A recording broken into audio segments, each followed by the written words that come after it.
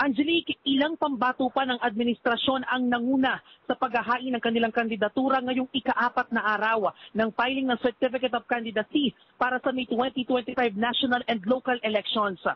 Nagsumiti na ng kanyang kandidatura ngayong araw si Las Piñas Representative Camille Villar. Inilarawan pa niya ang kanyang sarili bilang Millennial Senate Dreamer. Isa sa mga advokasya ni Villar ang ipagpatuloy ang pagsusulong ng mga programang nagbibigay ng hanap buhay para sa mga Pilipino na sinimulan pa ng kanyang mga magulang.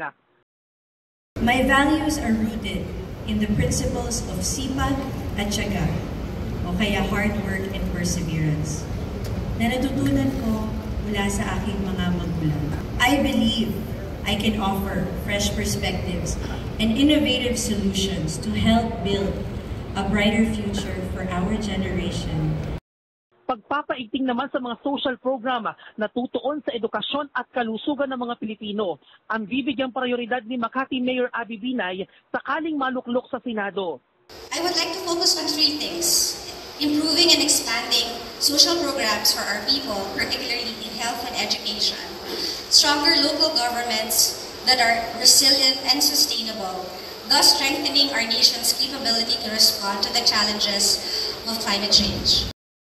Naghain na rin ng kanilang COC ang mga pambato ng Makabayan Bloc.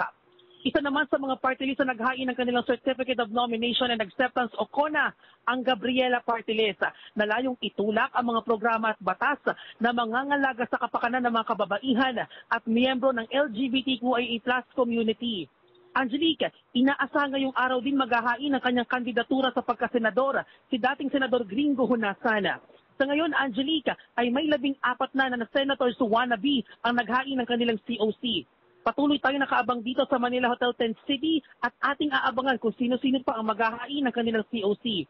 At yan muna ang pinakahuling update dito sa Manila Hotel Tent City, kaugnay pa rin sa ika-4 na araw ng filing ng COC. Balik sa iyo, Angelique.